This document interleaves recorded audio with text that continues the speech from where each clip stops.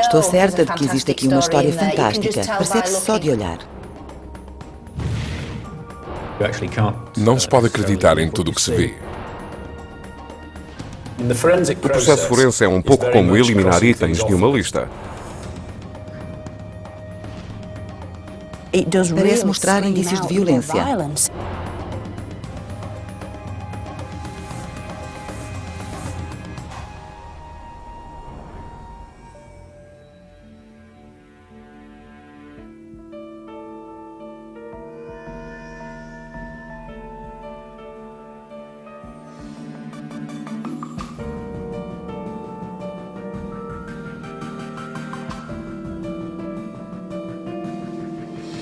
Investigando múmias. O crânio perfurado. Múmias. Os restos mortais preservados de pessoas que viveram há muitos séculos. Todos sabem que os egípcios embalsamavam os seus mortos, mas durante milhares de anos os corpos sul-americanos também eram mumificados. Hoje, estas múmias são uma verdadeira janela para o misterioso mundo em que habitavam, tal como era antes da chegada dos europeus. Com técnicas científicas recentemente desenvolvidas, podemos agora revelar o mundo em que vieram, descobrir quem foram e, por vezes, como morreram.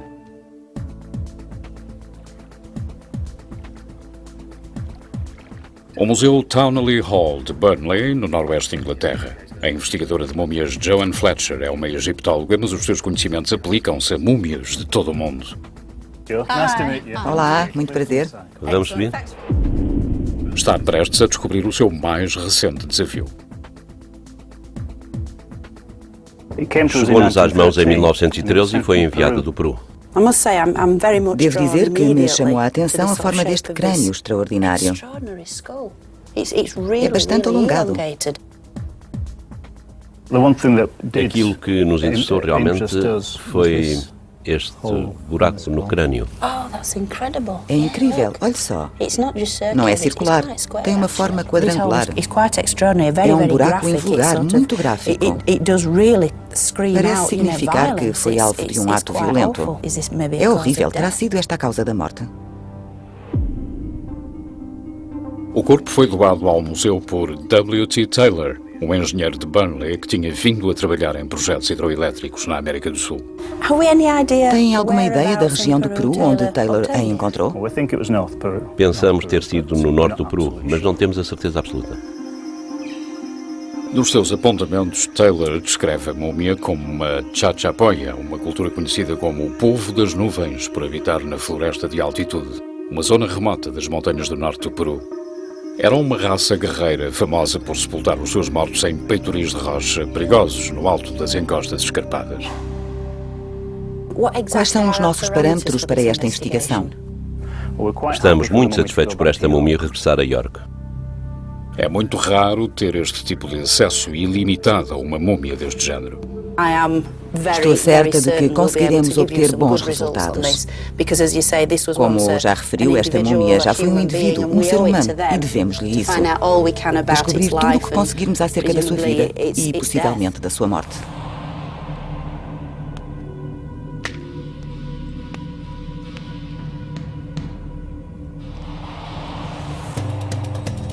A equipa de investigação de múmias da Universidade de York é um grupo multidisciplinar que tem sido pioneiro aplicando novas técnicas de investigação em múmias há quase 10 anos. Duncan Lees é o arqueólogo forense da equipa. Ele possui a tecnologia para fazer modelos tridimensionais exatos das múmias que eles estudam.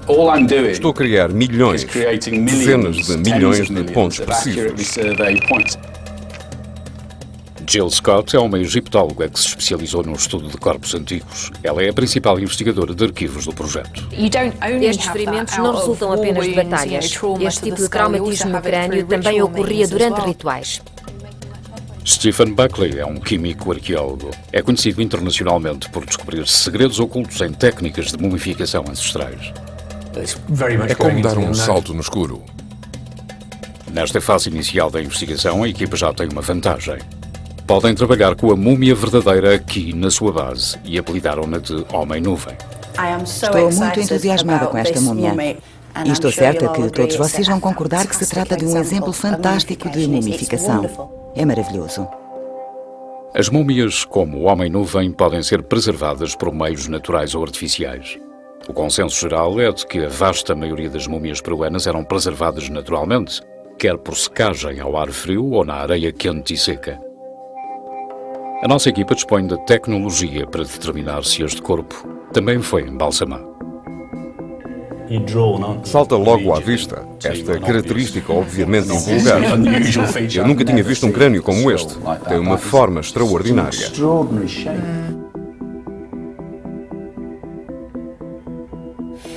Eles julgam que é Chachapoya. Não sei nada acerca do povo Chachapoya, estamos a falar de regiões montanhosas e é por isso que ele tem o nome de Homem-Nuvem. O que é que sabemos acerca deles? Fazem parte de uma cultura incrível, famosa em todo o Peru pelas suas capacidades guerreiras. Era uma raça muito lutadora. Como o Chachapoya, o Homem-Nuvem terá sido membro de uma raça de guerreiros que viveu entre 800 e 1470 d.C. Foram brutalmente suprimidos pelos Incas, que não se detinham perante nada nem ninguém para expandir o seu território. Mas mesmo em plena batalha, conta-se que os Incas admiravam a força e a estatura dos Chachapoya. Sabemos que eram conhecidos por serem muito altos. Altos? Isso não parece corresponder com o que vemos aqui, porque, ainda que ele esteja amarrado e em posição fetal, o comprimento dos membros deste indivíduo não é assim tão grande. Será que é um adulto? Poderia ser um membro jovem da sociedade. É algo que temos de explorar. Steven quer descobrir por que razão a pele do Homem-Nuvem é tão pálida.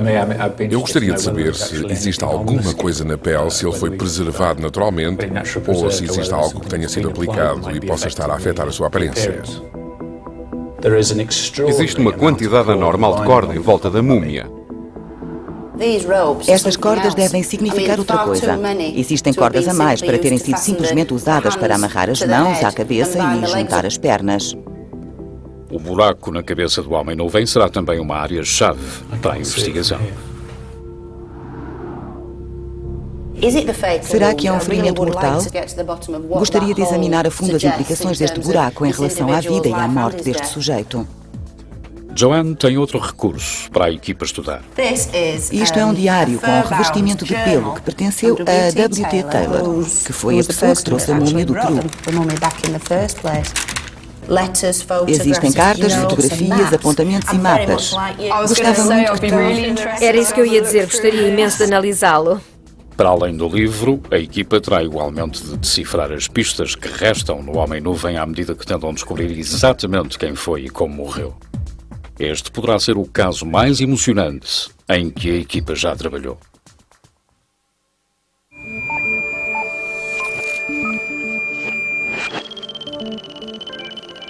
O arqueólogo forense Duncan Lees já pôs mãos à obra, começando a construir um modelo virtual da múmia. Ele quer esticar o Homem-Nuvem a partir da sua posição fetal, utilizando um aparelho de laser para proporcionar à equipa a oportunidade de ver o corpo inteiro. O que estou a fazer é criar milhões, dezenas de milhões de pontos precisos, pontos medidos com uma precisão ao longo da superfície, e o software irá criar uma imagem. O laser envia um feixe para a múmia e, analisando constantemente a forma como ressalta na superfície, consegue produzir um modelo tridimensional incrivelmente preciso.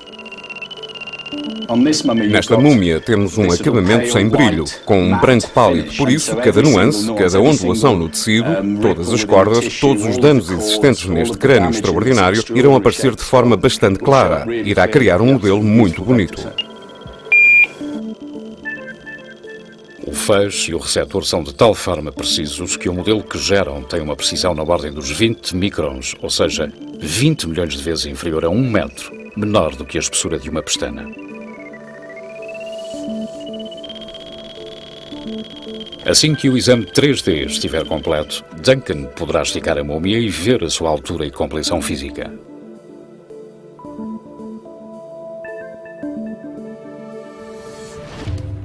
A investigadora histórica Jill Scott tem vindo a ler o diário que o engenheiro de Burnley, W.T. Taylor, trouxe juntamente como Homem-Nuvem das suas viagens ao Peru.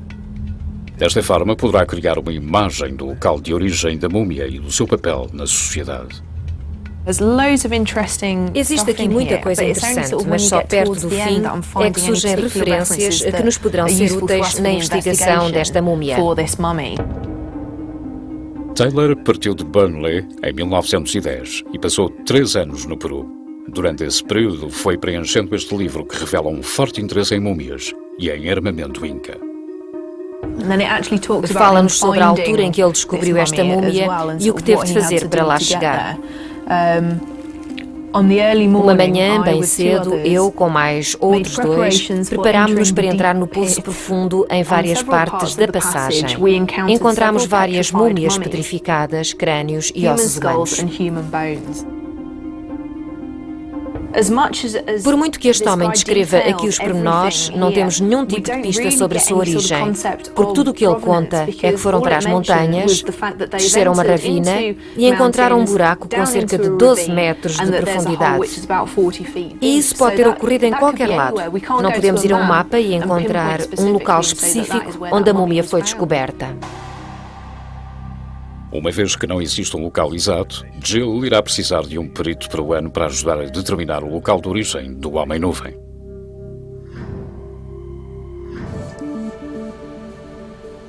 A investigação já produziu os seus primeiros resultados. Duncan já tem um modelo animado dos dados obtidos a partir do exame de laser.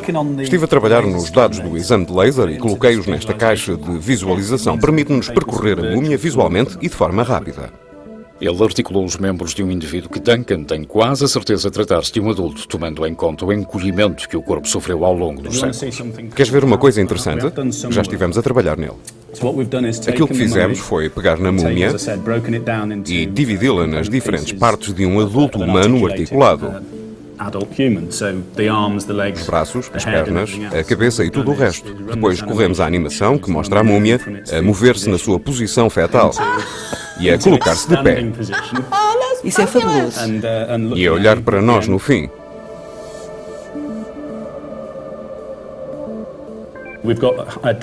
Agora já temos uma altura definitiva, 1,42 m, ou seja, inferior a 1,50 m. 1,50 m? Sim. Não é muito alto.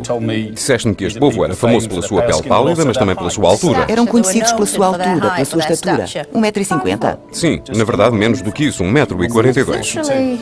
Ou seja, se tivesse trazido uma fita métrica, podia mostrar-te, mas de certeza que não passava da altura do teu ombro. Os Chachapoya eram conhecidos por serem altos. Por isso, a revelação de que o Homem-Nuvem tinha apenas 1,42 m lança algumas dúvidas sobre a afirmação de Taylor, que dizia que esta múmia pertencia aos Chachapoya. Com a sua origem étnica em dúvida, a equipa vira-se para a química para tentar encontrar algumas respostas concretas. O químico arqueólogo Stephen Buckley é especialista na análise química de múmias. Utilizando técnicas pioneiras, ele trabalha com amostras muito pequenas da múmia para determinar a sua origem, a sua idade e a forma como foi preservada. O método que utiliza chama-se GCMS, Espectrometria de Massa Gasocromatográfica. Este complexo processo de análise consegue identificar quantidades ínfimas de compostos químicos que entraram em contacto com o corpo. Stephen também recolhe amostras que serão enviadas para a análise do carbono 14, de forma a estabelecer uma data para o Homem-Nuvem. As múmias peruanas podem atingir os 7.000 anos de idade, por isso, esta será outra pista crucial para determinar a sua identidade. Baseado na pele pálida da múmia, Stephen tem um palpite que o Homem-Nuvem foi preservado artificialmente e, se conseguir reunir provas disso, será uma enorme descoberta. Normalmente, pensa-se que elas são mumificadas naturalmente. E ao olhar para esta, não há nada que nos possa ajudar nesse sentido. Contudo, será interessante ver se a química nos pode fornecer resultados sobre este corpo. A mumificação artificial era uma prática extremamente rara no antigo Peru e apontaria certamente para um indivíduo de elevado estatuto. Joanne também quer que Stephen faça uma análise paleodietética para saber mais acerca do Homem-Nuvem a partir dos alimentos que ingeria, que no caso dele ter vivido nas montanhas seriam colheitas de altitude, cujos vestígios podem ser encontrados no cabelo, ossos e no resto do corpo. Estive a examinar o corpo em detalhe e não encontrei vestígios de cabelos, unhas das mãos ou dos pés. Algo muito invulgar para uma múmia sul-americana. Se quiséssemos efetuar uma análise paleodietética, por exemplo, como é que fazíamos? Penso que isso poderia ser um problema. Mas creio que uma outra opção seria talvez procurar saber se o estômago ou os intestinos sobreviveram e analisar o seu conteúdo. Felizmente, a equipa tem sempre um dos mais conceituados paleopatologistas do mundo por perto. O professor Don Broadwell conjuga o seu vasto conhecimento médico com uma profunda experiência em restos mortais ancestrais. Stephen pediu a Don que obtivesse uma amostra do que resta dos órgãos internos do homem-nuvem e a analisasse para saber qual a sua dieta e descobrir vestígios de possíveis toxinas no corpo. Mas não é uma tarefa fácil. Existe muita decomposição. Teremos de realizar muitas análises. E apraz-me saber que tenho permissão para poder fazê-lo. Para saber qual o melhor sítio para operar, Don conduz o seu exame inicial com um endoscópio normalmente utilizado para operações médicas exploratórias. Já tinha ouvido falar em bifes de alcatra, mas endoscopia de alcatra é novidade para mim. Don está à procura de restos do trato intestinal que poderão fornecer a melhor informação acerca da dieta, possíveis toxinas no sistema ou infecções. Existem algumas estruturas que estão mais completas, mas o interior está extremamente danificado e amarrotado.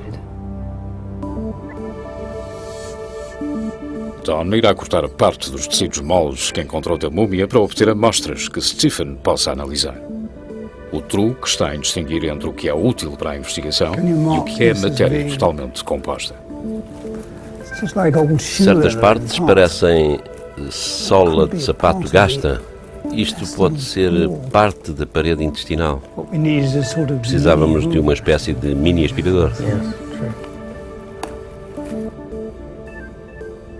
Também esperam obter materiais úteis da cabeça do homem-nuvem. Vai analisar o cérebro? Bem, vou analisar o que resta em termos de tecido cerebral. Parece também temos aqui pupa de mosca. Enquanto a equipa espera que as amostras sejam processadas, eles concentram-se em determinar o contexto cultural do homem-nuvem. Uma vez que os conhecimentos da equipa não abrangem diretamente o antigo Peru, Jill Scott encontra-se aqui no Museu de Bankfield, em Halifax, com o Dr. Nicholas Saunders, um antropólogo que se especializou no estudo do Peru pré-colombiano. Dê uma vista de olhos nestas fotografias. O aspecto mais marcante em que todos nós reparámos durante a nossa discussão foi a desfiguração craniana. O que é que nos pode dizer acerca disso? Parece-nos estranho, mas de facto é absolutamente normal na antiga América do Sul. Muitas civilizações deformavam os ossos cranianos desde o nascimento. Sabemos por isso que isto era feito por uma questão de identidade étnica e identidade tribal, e por vezes era feito como um sinal de beleza e também em termos de sinal de estatuto social. A forma invulgarmente alongada e pontiaguda da cabeça do homem-nuvem é claramente resultado de modificação craniana cujos exemplos têm sido encontrados em crânios por todo o mundo. Como é que eles faziam isto? Basicamente ligavam a cabeça com tecido e por vezes com placas de madeira à frente e atrás ou em ambos os lados, dependendo da forma que eles queriam. Exato. Mas para eles era um ideal estético, era uma questão de beleza. Durante um período de 2 anos, com início logo após o seu nascimento, o homem-nuvem terá tido a sua cabeça firmemente ligada, enquanto o seu crânio era ainda maleável, para moldá-lo nesta forma extraordinária. O esforço que este procedimento terá exigido sugere que o homem-nuvem era definitivamente um membro de elite da sua sociedade. Trabalhando com as fotografias da múmia, Nick descobriu outras pistas interessantes para a sua identidade. Sabemos que no antigo Peru, os prisioneiros de guerra, e talvez mesmo os xamãs, que executavam feitiços inapropriados, eram muitas vezes atados com cordas, atavam as pessoas umas às outras, que por vezes eram sacrificadas. Existe uma possibilidade intrigante, que não podemos provar neste momento, de este indivíduo ter sido um prisioneiro de guerra. Talvez o homem-nuvem, amarrado com tanta corda, tenha morrido em cativeiro. Para explorar esta possibilidade e tentar saber mais acerca da identidade da múmia, Jill espera que Nick possa desvendar os segredos contidos no diário de Taylor, A sua primeira análise revela algumas discrepâncias perturbadoras. As condições em que ele encontrou estas múmias têm mais a ver com a costa do que com a floresta de altitude, no cimo das montanhas, de onde ele poderá ter vindo. Mas não parece que seja esse o caso. Por exemplo, quando ele se refere que desceu um buraco com 12 metros com uma corda ao encontro destas múmias, se isto fosse na região dos Chachapoya, ele teria de escalar uma ravina com 30 metros para conseguir chegar até elas. A teoria Chachapoya parece estar ainda mais em dúvida. Ele menciona que estavam rodeados de terra e areia, algo que não se adequa à região Chachapoya. E também faz uma alusão aos tijolos de lama que cercam algumas destas múmias, o que novamente nos transporta para a costa sul, onde os tijolos de lama se encontram preservados. Na região Chachapoya, onde chove constantemente, não durariam 5 minutos. Nick também refere que o antigo território de Chachapoya distava pelo menos 320 km de Lima, onde Taylor se encontrava baseado. Eu julgo que é muito mais provável que ele tenha feito uma viagem de um dia ou dois em torno da zona de Lima, talvez ao sopé dos Andes. E com um guia, encontrou e localizou estas coisas e trouxe-as consigo. Ou seja, não é algo tão heróico e não se trata definitivamente de um Chachapoya. Isto vem confirmar as suspeitas da equipa suscitadas pela primeira vez a quando do exame de Duncan que revelou a baixa estatura da múmia. A partir da descrição presente no diário de Taylor, parece que as suas expedições nunca se aproximaram sequer do território de Chachapoya. Penso que estamos provavelmente a olhar para uma pequena cultura ou sociedade costeira que prosperou por volta do ano 1000, 1200 ou 1300 depois de Cristo. E trata-se do mesmo tipo de mumificação que estas pessoas efetuavam ao longo da costa. Este é o primeiro grande avanço da investigação. Os dados sugerem que o Homem-Nuvem não é Chachapoya como eles julgavam inicialmente, mas provém provavelmente da costa e não das montanhas, uma cultura totalmente diferente. Este não é o único desenvolvimento da investigação. Stephen teve um grande contratempo. Nenhuma das amostras que Don retirou da múmia forneceram informação dietética. Isto significa que a equipa não tem qualquer noção sobre a sua dieta, o que poderia ter determinado o local de origem do Homem-Nuvem. Mas conseguiu descobrir outros dados importantes. Os resultados do carbono 14 acabaram de chegar e trazem consigo uma data para o Homem-Nuvem. 1100 depois de Cristo, exatamente como o antropólogo Nick Saunders suspeitava. Esta data coloca a nossa múmia num período em que não existia nenhuma cultura predominante no Peru, onde pequenas tribos guerreiras lutavam entre si por território num vazio de poder. E uma vez que o Homem-Nuvem viveu numa época tão violenta, a equipa precisa de testar a sugestão de Nick de que o excesso de cordas em volta do corpo indica que se tratava de um prisioneiro de guerra que morreu em cativeiro. Duncan tem estado a trabalhar nestas imagens para separar a corda do resto do corpo. Eu sei que isto parece um pouco suspeito, mas estou certo de que existe um método para a loucura. A questão é que conseguimos obter dados muito bons a partir do varrimento feito com laser e olhando para a imagem. Temos uma dimensão para o comprimento da corda. Pelo que conseguimos medir, temos cerca de 2,5 metros de corda. Existem zonas que estão tapadas, que não podemos ver, o que poderá dar mais meio metro, talvez um pouco mais, ao comprimento. Muito bem. É muito bonito estar a olhar para a imagem virtual, mas penso que precisamos de ter uma ideia real do comprimento da corda e como é que foi amarrada. Estava com esperança que me pudesse ajudar nessa parte para poder ver como isto foi feito. Se estes 3 metros de corda chegarem para Duncan amarrar a Jill, isso poderá apoiar a teoria de que o Homem-Nuvem era um prisioneiro. Ora, muito bem. As mãos e os joelhos estavam amarrados. Okay.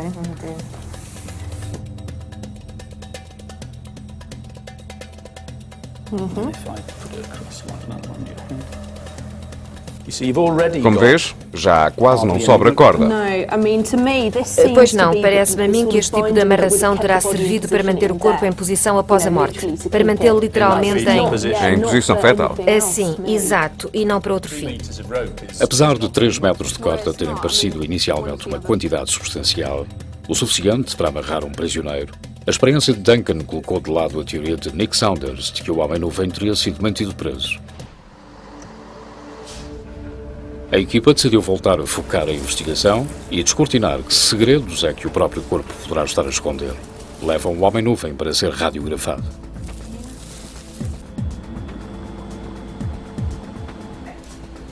O raio-x destaca a modificação craniana da múmia. Mas será que consegue revelar sinais de idade, ferimentos ou cicatrizes de batalha? Armada com as imagens, Joanne encontra-se com o paleopatologista Don Broadwell para ver se consegue extrair alguma informação a partir delas. Os dentes não estão particularmente gastos. Julgo tratar-se de um adulto muito jovem, mais adulto do que adolescente. Joanne quer determinar exatamente o que causou o buraco na cabeça do homem-nuvem. Questionei-me logo de início se seria um ferimento de guerra. Pergunto se a natureza do buraco pode confirmar essa hipótese. O meu pensamento imediato é que se trata de uma cirurgia antiga. Mas claro que existem outras possibilidades. Ao olhar para ele, temos de ponderar outras hipóteses. As infecções podem provocar buracos na cabeça. Os tumores podem provocar buracos na cabeça. Joanne não está convencida e quer saber mais sobre ferimentos de batalha. Por exemplo, acha que o impacto de uma funda num crânio como este poderia resultar na forma que vemos aqui? Duvido, mas vamos também considerar essa hipótese. A questão é que, se eu a atingisse na cabeça com um martelo, o resultado seria uma fratura comprimida. O seu crânio quebrar-se-ia em torno da zona de impacto do martelo. Mas neste caso o osso continua lá. E a única forma de ter um buraco seria se o seu cirurgião cortasse o osso partido. Por isso... E podia ser esse o caso, não podia? Será alguém que foi trazido de um campo de batalha e sobre o qual os cirurgiões da altura, que eram bastante sofisticados, fizeram algum tipo de cirurgia? É possível? Uma forma comum de cirurgia craniana no Antigo Peru era a trepanação, a remoção cirúrgica de uma porção do crânio para aliviar a pressão provocada por um ferimento ou por uma dor crónica. Seria interessante descobrir os vários tipos de cirurgias que podiam ser feitas. De que forma é que podemos repetir esses procedimentos? Precisamos mesmo de descobrir o que causou isto. Qual será a melhor forma de o fazer? Fazendo experiências? Até agora a equipa sabe que o homem-nuvem era um homem jovem de elevado estatuto proveniente da costa peruana que morreu ainda novo, com pouco mais de 20 anos. Agora, para estabelecer a causa de morte, os nossos investigadores terão de executar duas experiências práticas. Para testar a teoria favorita de Dunn, irão reproduzir o tipo de cirurgia à cabeça que se fazia na altura. Para testar a teoria de Joanne, terão de simular um ferimento de batalha. O Antigo Peru era um local violento, repleto de culturas guerreiras que se envolviam em batalhas terríveis. Atacavam-se mutuamente com machados, bastões e fundas, as armas mais comuns. Nick Saunders, o perito sobre o Antigo Peru, tem uma teoria sobre a arma que poderá ter causado o ferimento no homem-nuvem baseado no tamanho e na forma do buraco. Isto é uma funda. Estas coisas eram usadas como fundas, mas também serviam para usar na cabeça. Eram usadas em guerra e depois como adorno. Provocavam danos e ferimentos terríveis na cabeça de alguém, que é talvez o caso da nossa múmia. Com a possível arma encontrada, a equipa está agora em posição de tentar recriar o ferimento da múmia. O resultado poderá revelar o que causou este buraco misterioso na cabeça do homem-nuvem. A investigadora Joanne Fletcher encontra-se na praia de Flamborough, em North Yorkshire. Não estará satisfeita enquanto não confirmar ou eliminar a possibilidade do buraco na cabeça ser um ferimento de guerra. Tom Richardson trabalha na armaria de Leeds e é um especialista em tecnologia de armas antigas. Joanne propõe-lhe o desafio de recriar o ferimento da múmia. Eu consigo arremessar um projétil com uma funda a 30 metros por segundo. Nada mal. É bastante rápido. É mais rápido do que os arremessos feitos pelos melhores lançadores de cricket. E claro que eles fazem ressaltar a bola no chão antes de chegar ao batedor. Então estamos a falar de algo que poderia provocar muitos danos. Uma coisa a essa velocidade? Sim, sim. É como se fosse uma versão antiga de uma bala disparada por uma arma, não é? Sem dúvida. É muito difícil usar uma funda de uma forma tão letal. Para testar o poder letal de uma funda, eles trouxeram a cabeça de um porco para servir de alvo. Joanne também trouxe consigo um velocímetro para determinar a velocidade do projétil que Tom irá arremessar. Ocupam as suas posições. Se Tom conseguir atingir a cabeça do porco com força suficiente, poderá provar que o ferimento da múmia foi possivelmente causado por uma funda. 65. Tom está a obter valores de 65 milhas por hora ou 105 km por hora, mas ainda não acertou no alvo. Claro que o problema deste tipo de arma é a pontaria.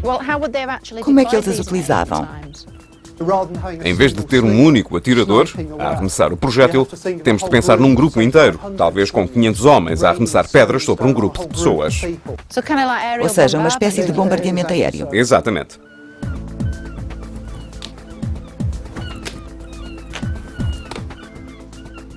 Finalmente, começa a aproximar-se da cabeça do porco.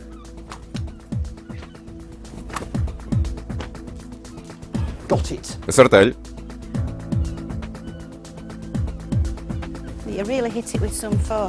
Apesar de ter acertado na cabeça a 105 km por hora, nem sequer perfurou a pele. De momento, a teoria do ferimento de batalha de Joanne não parece muito convincente. Entretanto, o arqueólogo forense Duncan Lees quer explorar a forma como a antiga cirurgia poderá ter provocado o ferimento, trepanando o crânio de um porco. O comandante cirurgião da Marinha Real, Mike Edwards, está particularmente bem qualificado para conduzir este procedimento. A última vez que fiz algo parecido a isto foi numa tenda nos arredores de Bassorá, em 2003.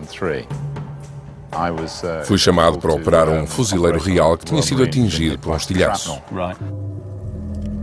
No antigo Peru, as pessoas também eram trepanadas devido a ferimentos de guerra. Uma das principais razões para o fazer seria em caso de traumatismo. Certo. Normalmente devido a golpes de bastões e fundas. Era comum haver fraturas cranianas. Ou seja, no fundo é uma espécie de medicina de campo de batalha. Mas também haveria razões não traumáticas para o fazer. Por exemplo, para curar a epilepsia. Se alguém tivesse um tumor cerebral que estivesse a crescer e tivesse cada vez mais dores de cabeça, podiam operá-lo para libertar os espíritos malignos. As pessoas têm sido trepanadas em inúmeras culturas por todo o mundo, desde há pelo menos 9.000 anos. Penso mesmo que existem extrapolações modernas desta prática, feitas por lunáticos que julgam poder alcançar o céu abrindo o seu crânio. É bastante provável que muitos dos que eram trepanados no antigo Peru também buscassem algum tipo de despertar espiritual em vez de alívio de um ferimento na cabeça. Para esta experiência, Mike irá utilizar uma réplica de um antigo instrumento cirúrgico que poderá ter sido utilizado no Peru do século XII. Fala-me das ferramentas que trouxeste contigo, Mike. Isto aqui é uma lâmina de obsidiana. Vidro vulcânico, correto? Vidro vulcânico. E parece ser extremamente afiado deste lado. E é mesmo afiado. Diria que se assemelha a um bisturi que temos aqui. Muito bem. Podemos ver que, na verdade, isto pode ser ainda mais afiado do que o bisturi. Sim. Se o ferimento do homem-nuvem foi provocado por trepanação, este tipo de lâmina de obsidiana é provavelmente a ferramenta que está a ser usada para cortar a sua cabeça. Mike quer utilizar este utensílio para ver se consegue recriar o mesmo tipo de buraco na cabeça de um porco. Esperemos que isto seja suficientemente afiado.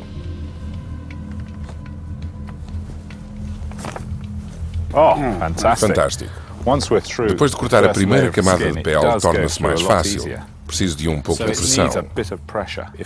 Se eu fizesse este corte, e se ele estivesse vivo, ficaria a sangrar tremendamente. Penso que seria possível perder mais de 2 litros de sangue devido a uma laceração grave do scalp. Existem provas de que os antigos peruanos teriam utilizado metal incandescente para cauterizar vasos sanguíneos e estancar hemorragias. Vou fazer aqui um corte.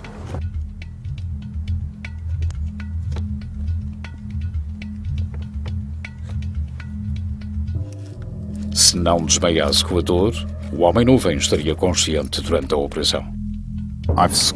Fiz uma incisão circular em volta desta zona, como podes ver, e atravessei a parte exterior do crânio. Sinto que estou a entrar e planeio continuar assim até conseguir atravessar o crânio. E o que eu não quero fazer é cortar demasiado e chegar ao cérebro. Isto é mesmo muito bom, que bela ferramenta. Penso que não conseguiria um melhor resultado com um cinzel moderno ou um bisturi.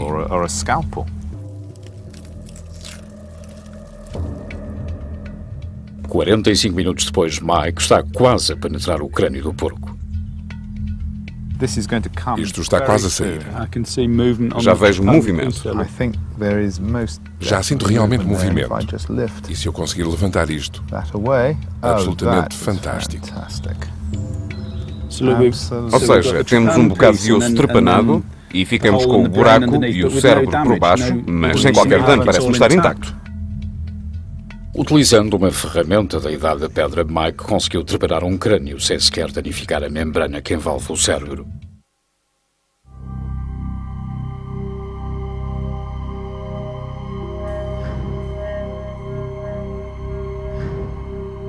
A equipa explorou o que poderá ter causado o ferimento na cabeça do homem-nuvem de duas maneiras. Antes dos resultados poderem ser avaliados, os 2 crânios de porco danificados precisam de ser radiografados. Enquanto Joanne e Duncan fizeram experiências com cabeças de porco, Stephen esteve a analisar milhares de páginas de compostos químicos geradas pelas amostras que ele retirou da múmia. Para obter uma resposta definitiva sobre as experiências, Joanne recorre novamente a Don Broadwell para ver se as imagens de raio-x confirmam a sua teoria de que o orifício foi provocado em batalha. Temos a cirurgia aqui e em baixo temos os resultados provocados pela funda. Penso que a sua experiência com a funda danificou o crânio apenas superficialmente. Creio que a experiência com a trepanação obteve um belo resultado e deixa-me realmente convencido de que se trata, sem dúvida, de uma trepanação. Don é conclusivo. O buraco na cabeça do homem-nuvem foi causado por uma trepanação. Quer dizer que o meu dia na praia foi completamente em vão? O seu dia na praia foi encantador. Espero que o tempo tenha estado bom e que tenha dado para molhar os pés, mas em relação a estes resultados, esqueça. Terá sido uma cirurgia bem-sucedida? Sem dúvida, porque no raio-x podemos ver que existe cicatrização em volta do buraco. Então podemos dizer que isto não foi imediatamente fatal? Não, de forma alguma. E não foi a causa da morte? Não. Então este indivíduo sobreviveu durante quanto tempo? Está tão bem cicatrizado que não dá para dizer ao certo, mas viveu ainda muitos meses. O homem-nuvem sobreviveu à sua cirurgia. Mas dado que morreu tão novo, será que uma cirurgia destas o terá deixado suscetível a infecções? Longe de confirmar a causa da morte, as experiências da equipa levantaram ainda mais perguntas. Não existem pistas quanto ao motivo do homem-nuvem ter sido trepanado. Terá sido por sofrer de graves dores de cabeça ou epilepsia? Ou terá ele aberto voluntariamente a sua cabeça para ficar mais perto dos deuses, como muitas outras pessoas fizeram ao longo dos séculos? Joanne convocou uma reunião da equipa. Se não existe causa da morte, pergunto, o que vamos fazer a partir daqui? Eu não partilho do pessimismo, porque o processo forense é um pouco como eliminar itens de uma lista. Existem muito poucos elementos corretos e muitas coisas que se vão colocando de parte, e o trabalho que temos feito até aqui é excluir coisas da lista. Estou certa de que existe aqui uma história fantástica, percebe-se só de olhar. É uma múmia fabulosa e eu quero fazer-lhe justiça. Por isso, talvez eu esteja a ficar um pouco desesperada cedo demais. Pessimista. Sim, pessimista. Ainda há muita ciência por fazer, muita coisa que ainda não investigamos. Há certamente coisas óbvias, mesmo em frente aos nossos olhos. Já devem existir respostas das análises que o Stephen tem vindo a fazer. Que novidades é que tens? A múmia foi fumigada. A sério? Como parte do processo de mumificação? Sim. Isto é uma grande revelação. O palpite de Stephen acertou em cheio. Ele descobriu que a cor pálida da pele da múmia foi produzida artificialmente. O corpo foi fumigado como método de preservação. Existe nicotina juntamente com o que parecem ser folhas de tabaco. Isso é espantoso. Sim. Não há dúvida que foi mumificada. Uma surpresa, talvez. Incrível. Um pessimismo pouco justo, diria eu. Eu sei. Os cientistas descobrem sempre os dados corretos. Eu sei, são notícias fantásticas. Isto é realmente importante, não é? É a primeira vez que tenho conhecimento de uma múmia a quem fizeram isto. Sim, é bastante interessante. É a declaração mais subvalorizada do ano. As provas ou casos de mumificação artificial no Peru são praticamente inexistentes. Isto sugere que o homem-nuvem pertencia à elite. A fumigação do corpo terá ajudado a preservá-lo, mantendo os insetos afastados. Mas obter o tabaco para este procedimento terá sido uma tarefa difícil. seria certamente um dos produtos mais raros e preciosos, uma vez que o tabaco mais próximo era cultivado na bacia do Amazonas, a pelo menos 650 km de distância. Teriam sido necessárias semanas de viagem para trazê-lo para a região costeira onde vivia o Homem-Nuvem. À medida que os resultados vão chegando, Stephen apercebe-se que está à beira de uma enorme descoberta científica. Ele descobriu substâncias químicas que mostram não só que o Homem-Nuvem foi fumigado, como também embalsamado. Na cabeça temos uma cera vegetal que é muito característica. É cera de maleiteira, proveniente do México. Mas nas pernas temos cera de um inseto, que é algo invulgar. As pernas do Homem-Nuvem foram tratadas com cera de inseto, o seu corpo com um bálsamo à base de resina de árvore e a sua cabeça com uma cera vegetal, funcionando acima de tudo como conservantes para evitar que a água e os fungos entrassem no corpo e o destruíssem. Mas o que torna os resultados de Stephen tão intrigantes é o facto destas substâncias não estarem disponíveis na costa do Peru. A cera de maleiteira encontrada na cabeça provém de um pequeno arbusto que ainda hoje é utilizado em produtos de beleza. Foi obtida no México, a uns incríveis 3.200 km de distância, noutro continente, a América do Norte. A aplicação destes produtos valiosíssimos no seu corpo significa que o Homem-Nuvem terá sido uma pessoa extremamente importante. Uma atenção tão generosa sugere o equivalente a um funeral de Estado. Se eu fosse levado a especular sobre a identidade deste indivíduo a partir dos dados científicos, diria que se tratava de uma pessoa de elevado estatuto. Foi tratado com substâncias que percorreram enormes distâncias, tendo sido por isso um processo muito dispendioso, o que demonstra tratar-se de uma pessoa rica e importante. Era alguém muito especial. Para saber o que estas substâncias simbolizavam nos rituais fúnebres do antigo Peru, Stephen precisa de consultar um especialista. Ele enviou os seus resultados de laboratório ao perito da equipa em assuntos peruanos, Nick Saunders. As descobertas científicas de Stephen são espantosas, mas não irão desvendar completamente o segredo do papel do Homem-Nuvem em vida, a não ser que sejam inseridas no seu contexto cultural. A perseverança de Stephen deu frutos. O antropólogo Nick Saunders examinou os dados químicos e enviou por e-mail algumas conclusões surpreendentes. Há muito para analisar.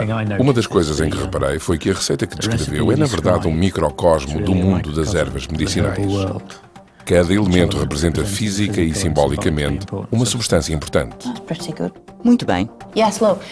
Mostra-nos que estes povos antigos tinham uma filosofia do corpo, onde substâncias diferentes e combinações distintas eram vistas como simbolicamente apropriadas para a cabeça e para as pernas. É isso, não é? É exatamente isso que a ciência nos está a querer dizer. Sim. O processo de embalsamamento revestia-se claramente de um enorme significado simbólico. Cada parte do corpo do Homem-Nuvem foi deliberadamente tratada com uma substância diferente, a sua cabeça com cera vegetal, o seu corpo com resina de árvore e as suas pernas com cera de inseto.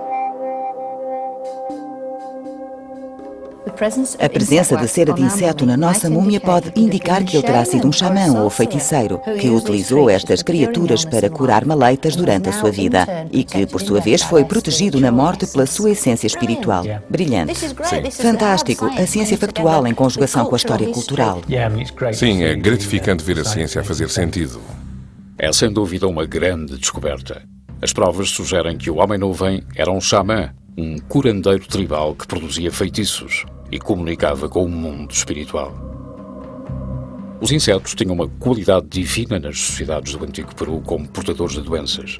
Eram também usados na medicina preventiva. É possível que os xamãs consumissem determinados insetos com propriedades psicadélicas como parte da sua comunicação ritual com os deuses.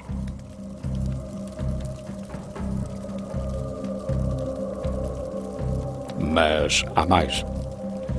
A nicotina acumulada no corpo poderá ter vindo em parte do seu consumo durante a vida, no caso de ele ter sido um xamã que consumia tabaco, mas também do tratamento ritual post-mortem da múmia, que era adequado aos xamãs.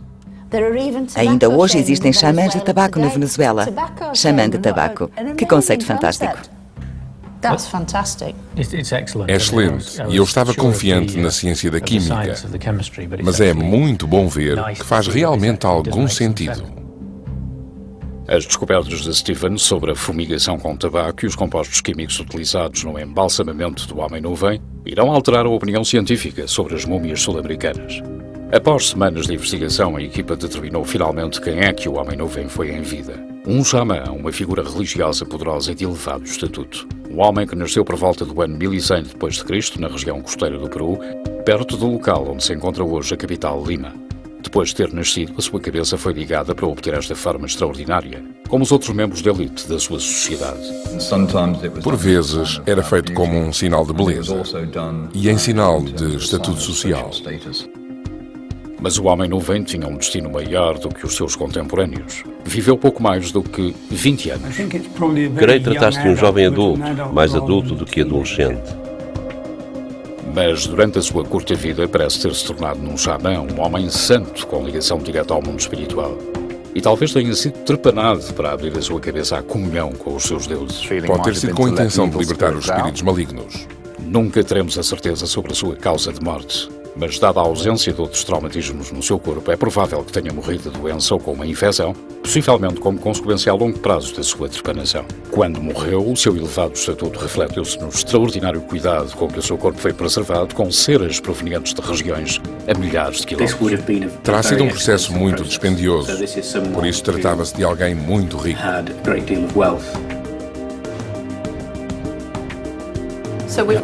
Ou seja, começámos com um Homem-Nuvem e acabámos com um xamã do tabaco.